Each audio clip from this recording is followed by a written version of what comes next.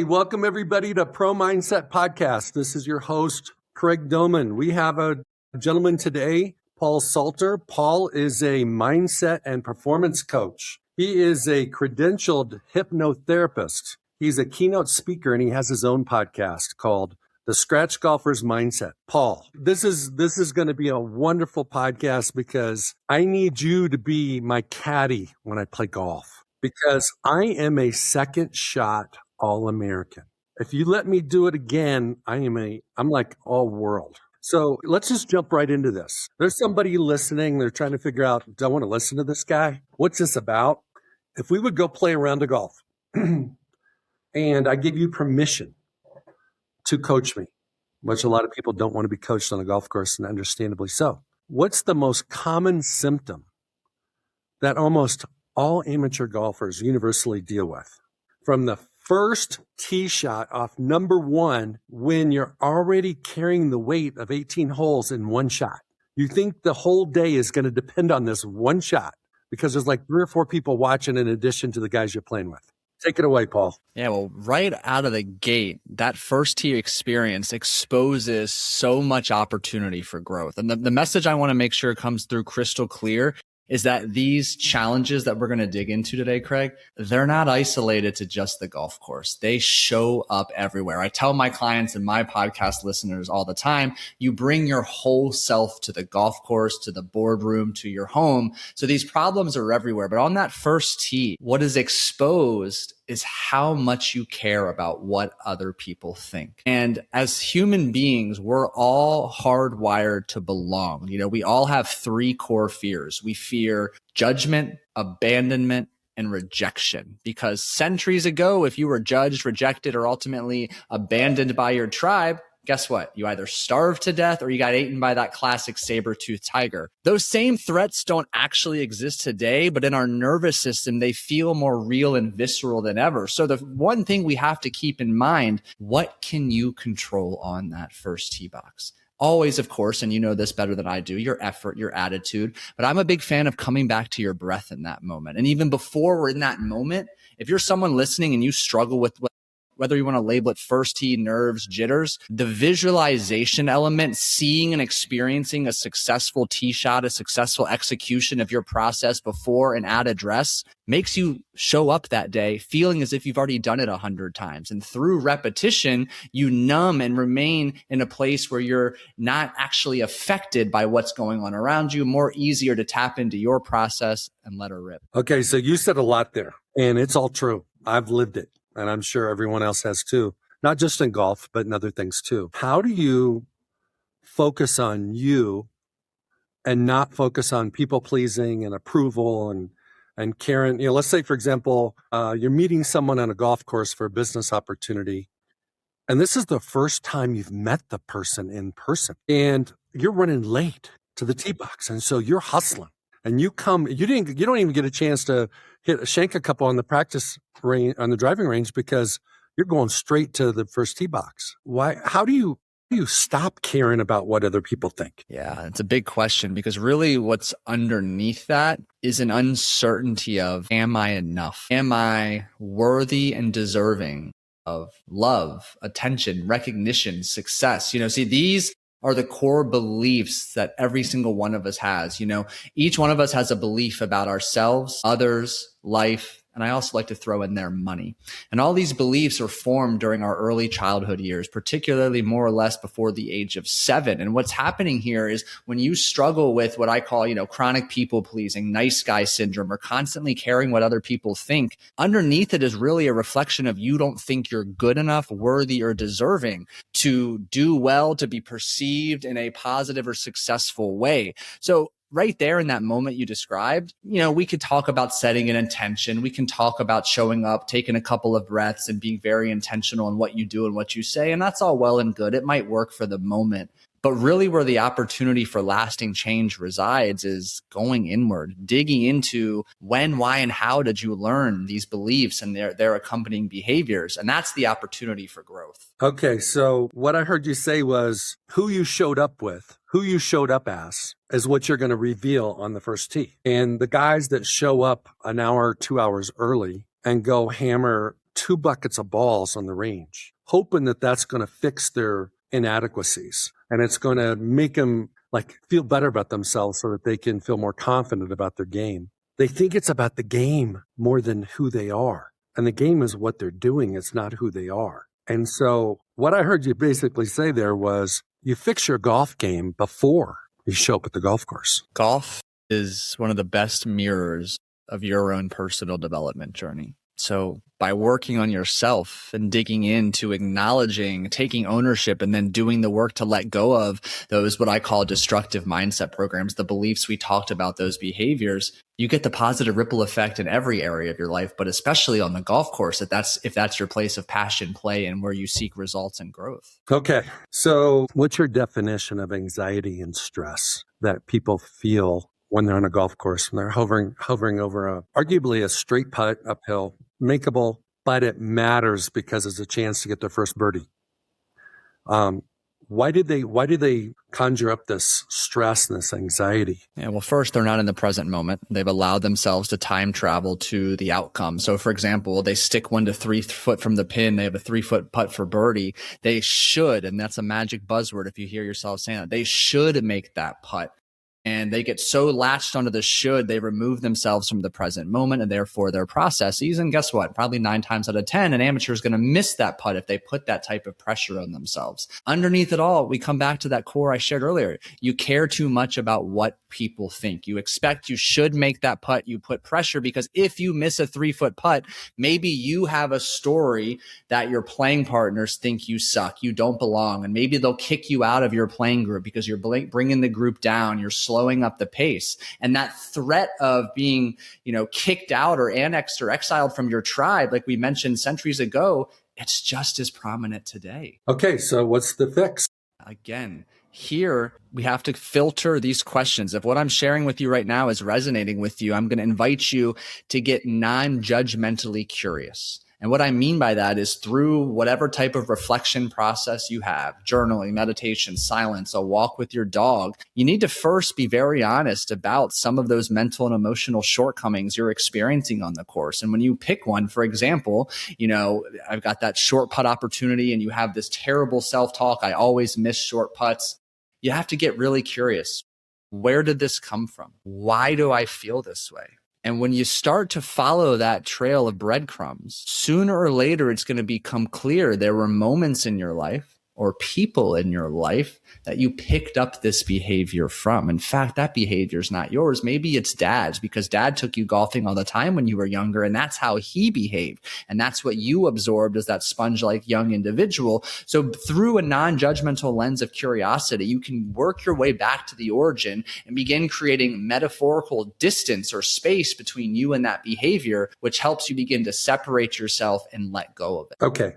So curiosity and awareness are somewhat similar, but most people don't have either. And the reason why is because they're not thinking they're not tapped into their subconscious. They're mainly just dealing with the conscious. So let's just stick with golf. You pull or push that short putt and you don't miss the birdie. You end up with a bogey because you do what a lot of times people do in golf. They make an easy shot into the next shot actually being harder. You couple putt.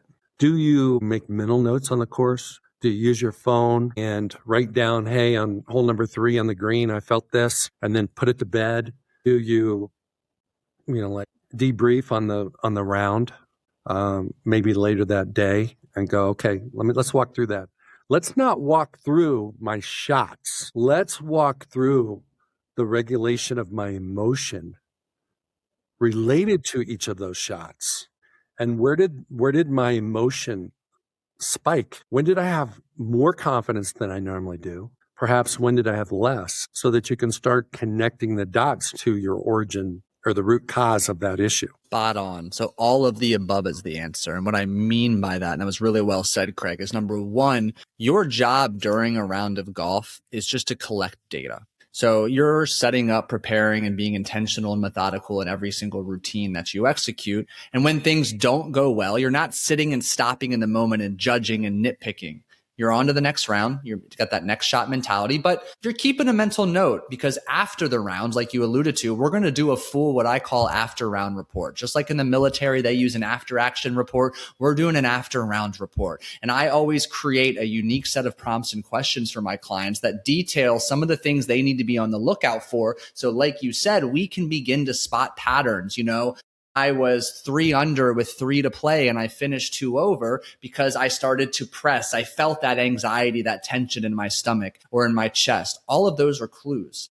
And one thing that my clients get incredibly annoyed about me pressing and asking all the time is, how did it feel? What did it feel like in your body? Because emotion is literally energy in motion. That's the root derivative of the word. But when you can get very aware that when I'm anxious, I feel tension in my chest, that's a clue. Not only does it allow you to get proactive in front of it, some breath work, some other surface level strategies. After the round, again, we can dig into that. We can see when, where, and why you learn to be anxious in these types of situations, and we can diffuse it, release it, and unlearn it. Okay. I'm very familiar with everything you're talking about.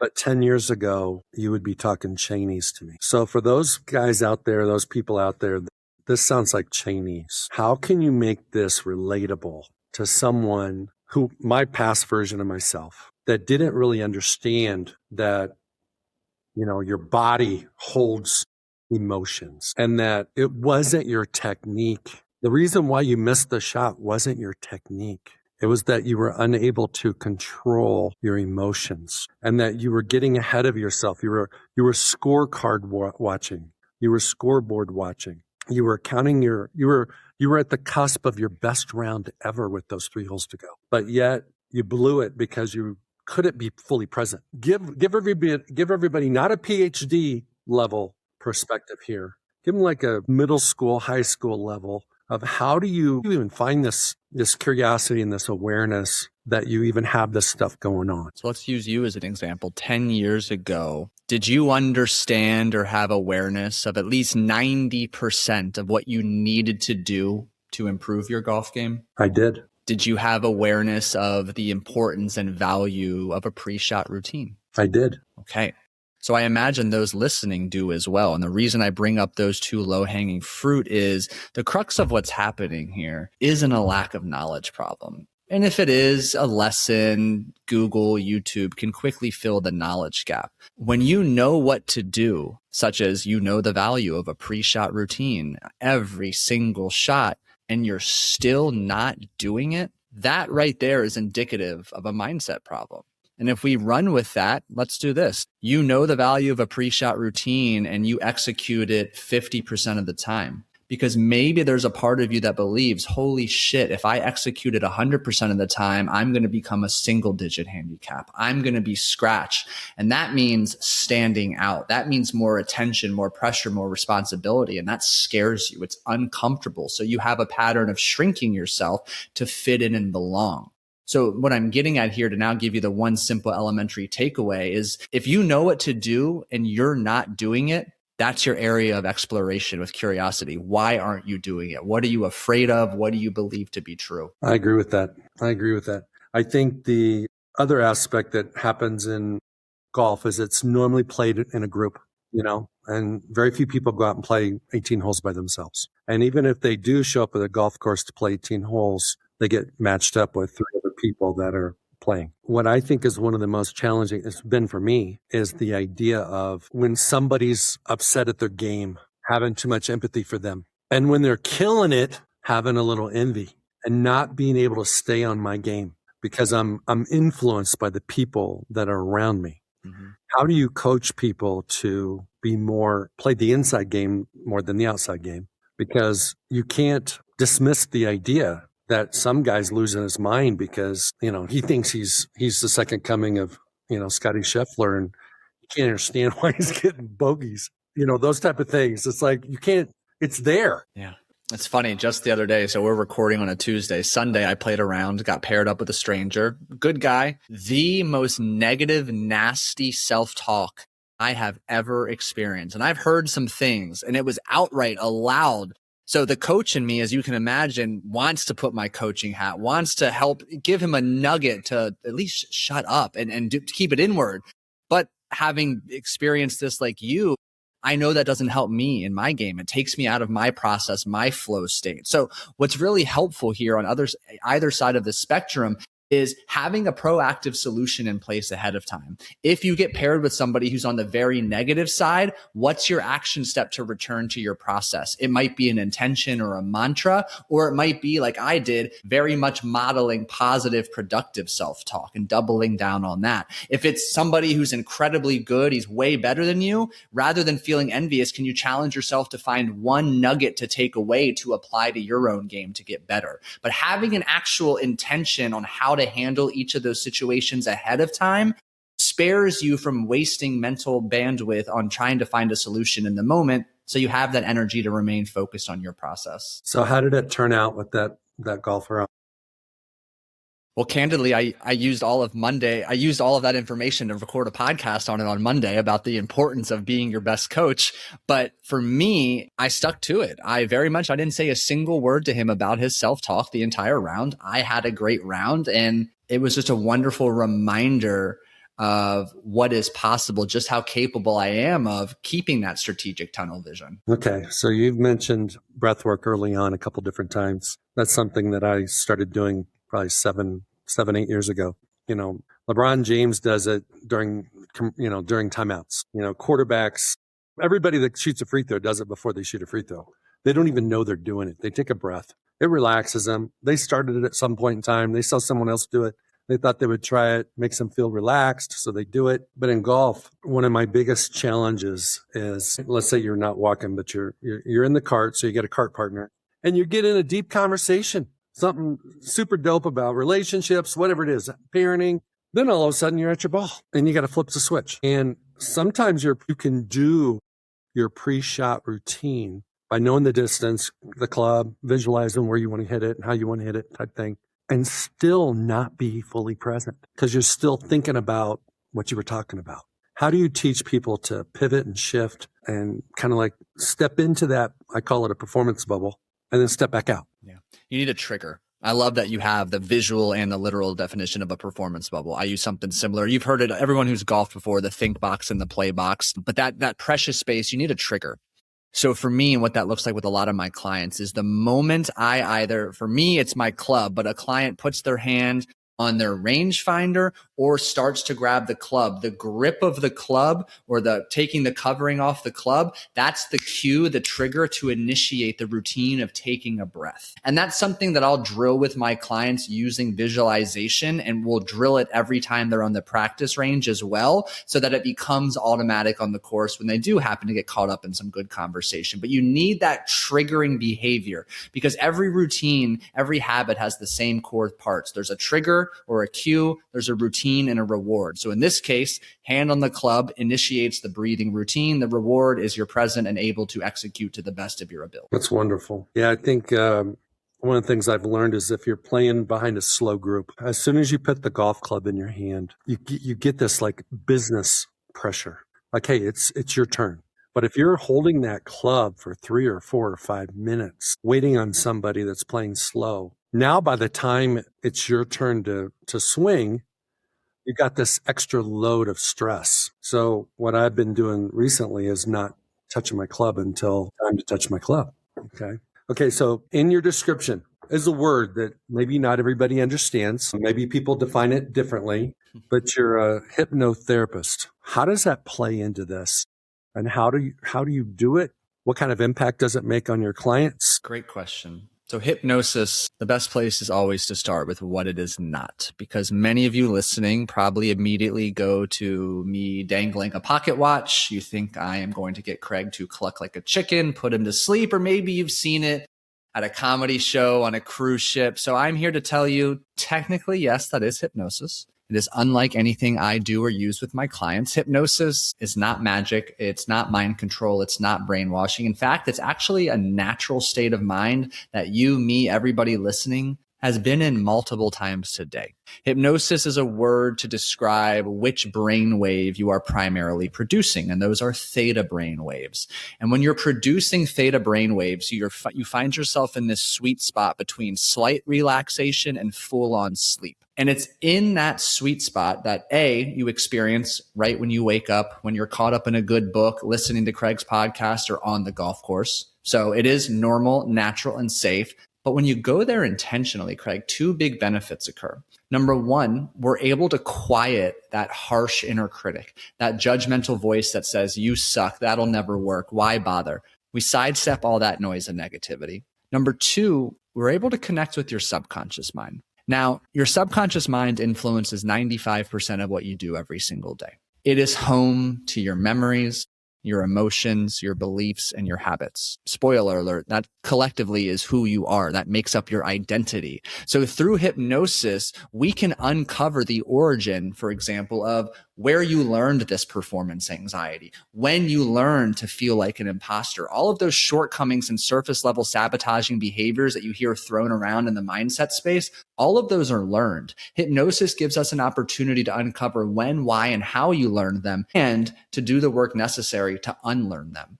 The immediate benefit, the energy you need to build the beliefs and behaviors that take you to that next level of success. Is it fair to say that when you're in a flow state, you're surrendering to your subconscious and you're not overthinking, which is a lot of times your conscious brain? Yeah, Timothy Galway, he's the author of The Inner Game of Tennis and The Inner Game of Golf. And I love his analogy, but he talks about self one and self two. Self one being your conscious mind, which is all your thinking. So if we go to the golf course analogy again, it's all of the swing thoughts, the intentionality in your pre-shot routine.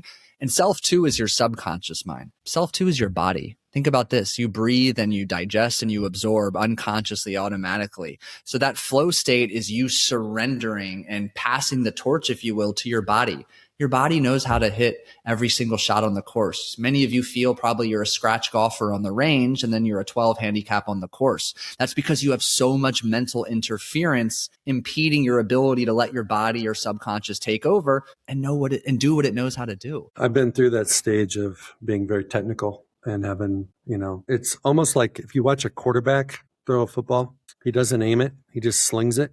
And if you look at golfers, they don't worry about if their club face is going to be square or not. They just swing the club. But when you're struggling, you start thinking about those kind of things, like how am I throwing the ball? How am I swinging the club? You get very mechanical, very robotic, very the opposite of being successful, whatever that is in golf. Yeah, it's a recipe for underperformance, to put it politely. Okay, so how do you, in your world, how do you coach people to, let me start out by saying that belief in who you are and confidence in what you do, I see differently. I see your belief as a choice that you have to make every single day. You have to believe in, Paul has to believe in Paul. You have to, you were a former professional poker player.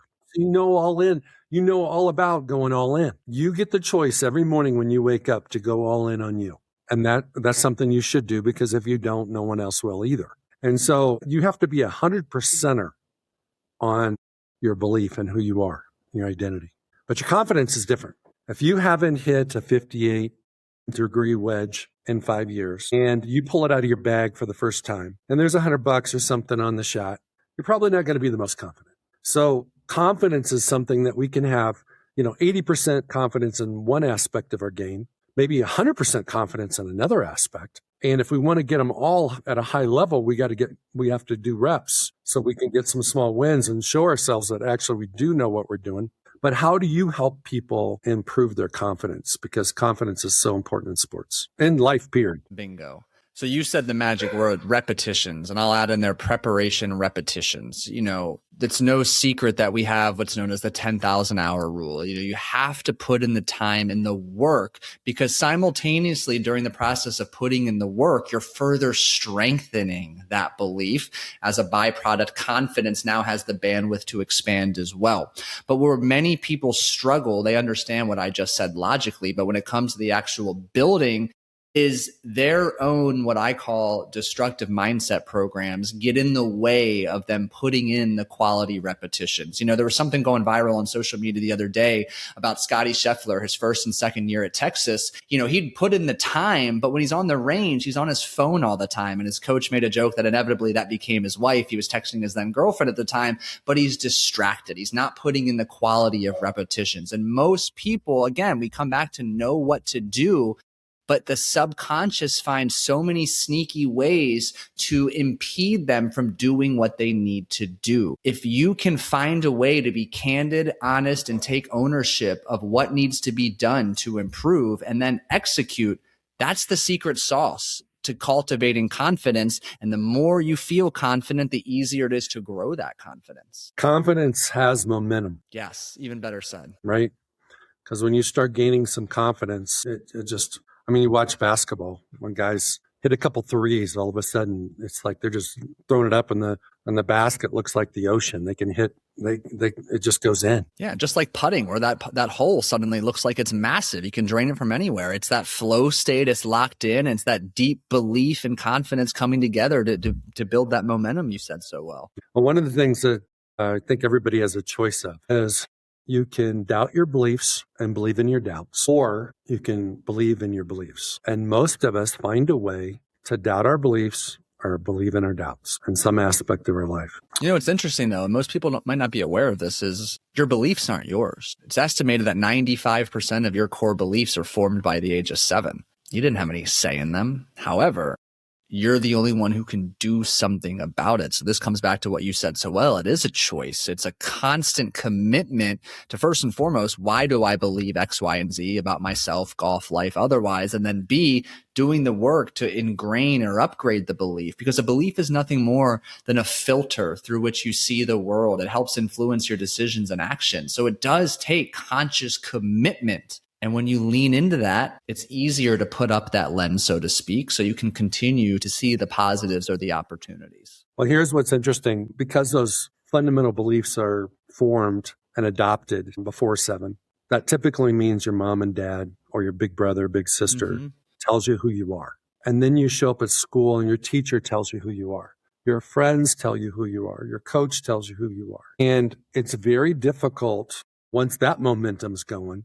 It's like a river. It's hard to just jump out of the river and say, I'm not going to buy what everybody's selling. Okay. I'm going to start believing something else about me. And I think that happens for a lot of people when they're in college. It's a great time to kind of figure out who you are, or your first job out of college when you find out it isn't what you thought it would be and doesn't bring you joy and everything else that you thought it would. So my question is, when we adopt these beliefs about who we are, how most people aren't even aware that their belief is an adopted belief. Failures sometimes cause people to rethink where they're at and where they're going, the patterns they're living, things like that.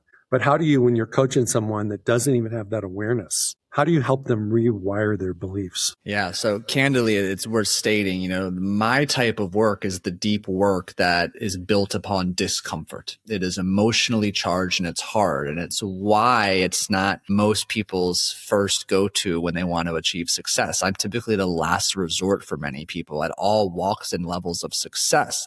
Because again, we talk about beliefs being learned, people choosing our beliefs. It's essentially like we go through life and everybody hands us a puzzle piece. And those puzzle pieces, when put together, form our identity. And we wake up one day and we realize, well, shit, I was only responsible for 1 or 2 of those pieces. I've got these pieces from everybody else. And the opportunity that awaits us is when we get in that hypnotic state. Again, we're producing those theta brainwaves. When we're in that state, we're highly malleable. The other term for that is we're very suggestible. Well, here's the cool first full circle moment.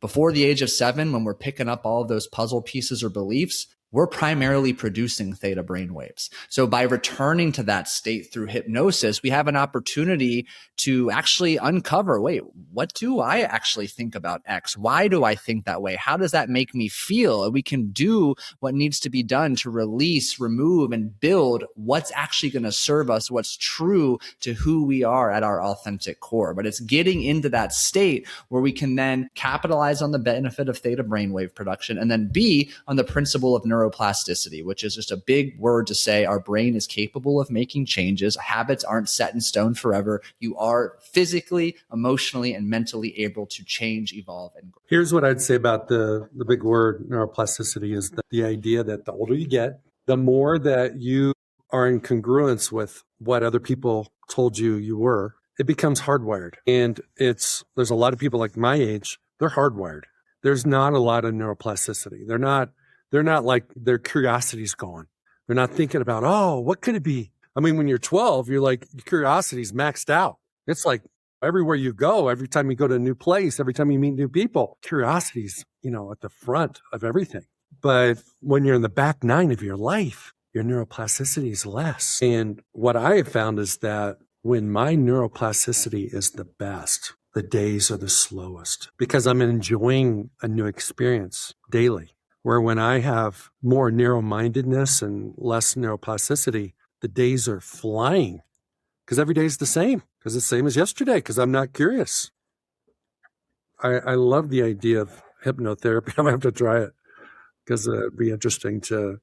What are the outcomes for most of your clients? Yeah, so I'll share research first before I give my own answer here. There was a really cool big research review done about 50 years ago, and it looked at all of the available studies on traditional therapy versus hypnotherapy. And what researchers found was that those subjects participating in traditional therapy, they experienced what they called a positive impact rate of 38%.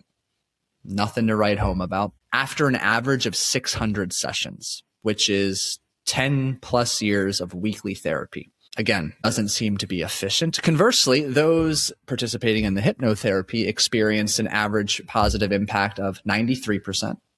It's an A-, pretty damn good, after an average of 6 sessions. Now, I'm not here ever to overpromise. Everybody's experience is different, but I will tell you this. When you go straight to the core of the problem, not how it presents and manifests consciously at the surface level, when you get to the core fear or belief that is really driving the procrastination, the performance anxiety, the perfectionism, you have a hell of a lot of a greater opportunity to make changes exponentially faster, because once you nip that in the bud, you get a positive ripple effect into multiple areas of your life. That's amazing. That is amazing. Yeah. I mean, it changed my life, which is why you and I are here today. It just is very powerful. And it's somebody has to feel called, open, and ready to do the work. Like I mentioned earlier, it is uncomfortable because every time you start to peel back a layer and confront a belief, it's a direct threat to your identity. And your subconscious is programmed to keep you safe. And when it starts to receive these threats, your nervous system starts to freak out.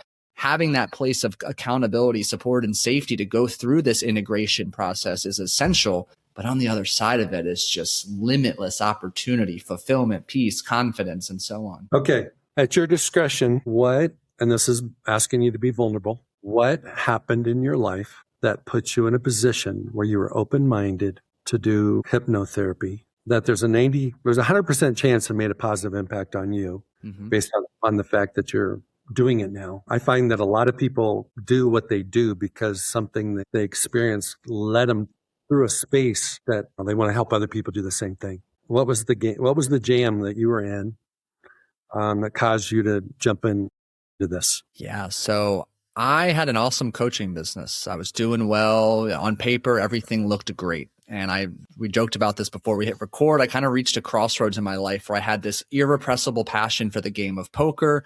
And I had a moment, I was like, dude, it's now or never. Are you going to do it or are you going to talk about it? So I went all in on poker. But about 6 months in, I felt like I was out studying, out working everybody. I had the coaches, and I still felt like I was lighting money on fire. So I asked for help rather than giving up. I gave it one last chance. I hired a mindset and performance coach who happened to be a hypnotherapist. And very quickly, she helped expose and unravel my immense fear of loss, my scarcity mindset, my ability that when I have the slightest amount of winnings, $50 at the table when I was first started out, I did everything I could to protect it, not grow it. And when you're passive at the poker table, that is a recipe to be exploited and to lose all of your money very quickly. So for me, It was a massive fear of loss. It was a scarcity mindset, and it was an attachment of my self-worth to my results, which you can imagine was considerably tanking as my results were going in the wrong direction. And she helped me uncover and let go a lot of these beliefs around money, ultimately helped me shift from a scarcity to an abundance mindset, which produced fruitfully on the poker table, but as we alluded to, was so potent and impactful. I walked away from poker. I got my credentialing as a hypnotherapist, and I haven't looked back since. That's wonderful. You know what's funny too, and I'll add on to that, and I will shut up, I promise, is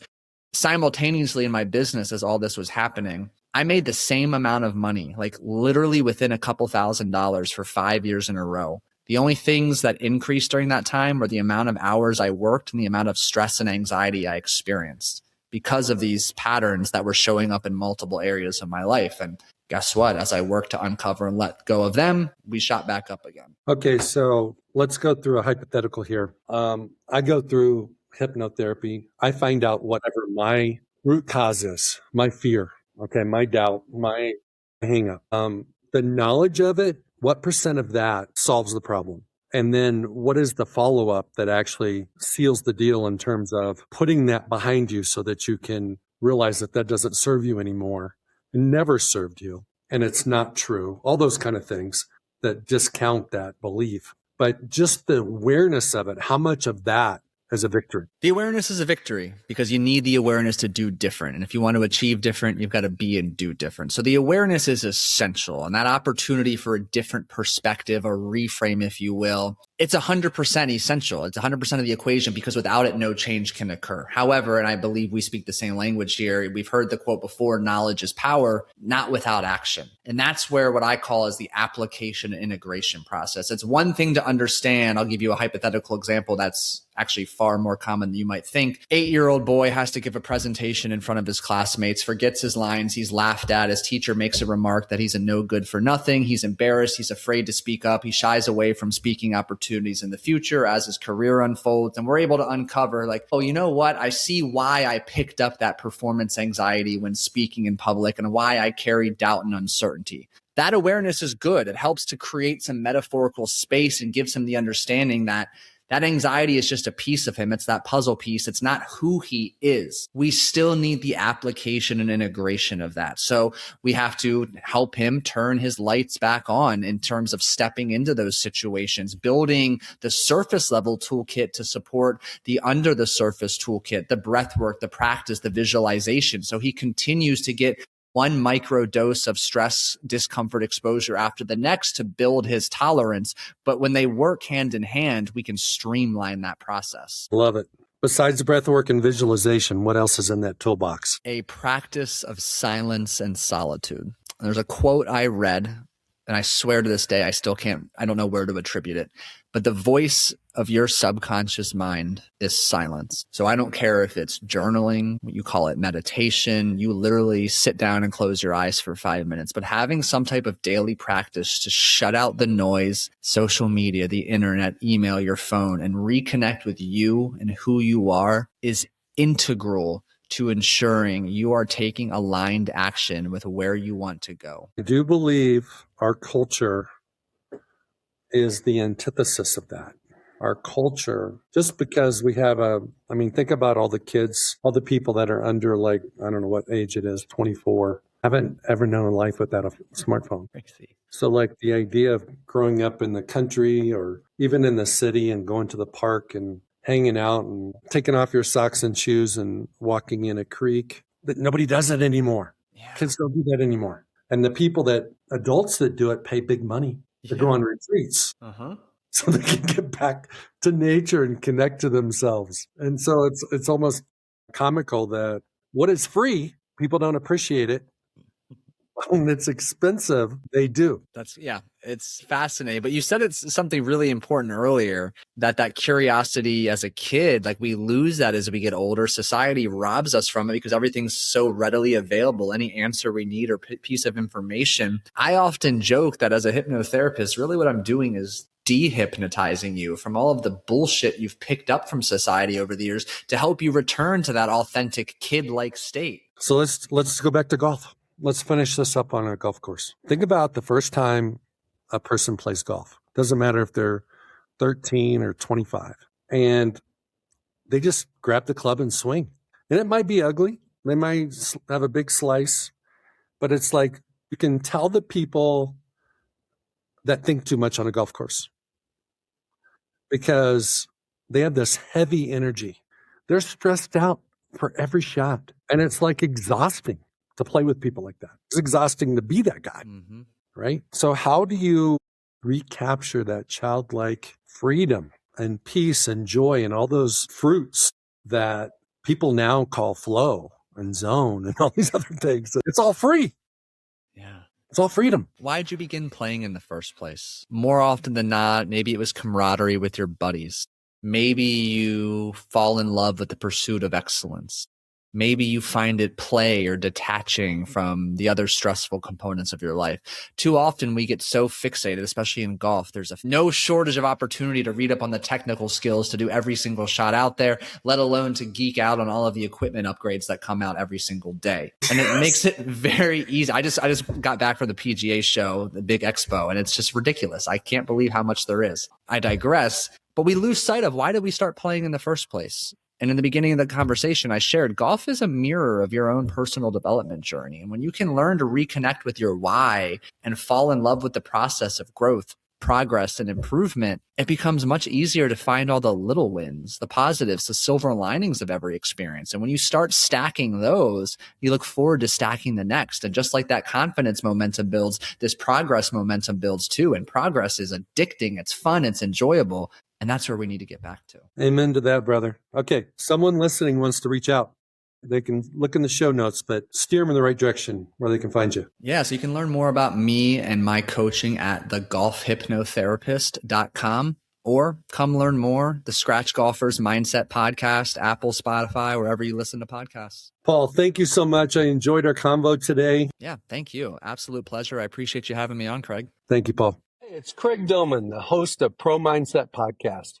I want to thank you for listening or watching today's show. And you can catch us every week on the normal social media platforms like YouTube, Facebook, Instagram, and all the listening podcast platforms. I hope you enjoyed today's show. And more importantly, I hope you gained a pro mindset insight. Please be sure to rate and review Pro Mindset Podcast. And I look forward to catching up with you on our next show.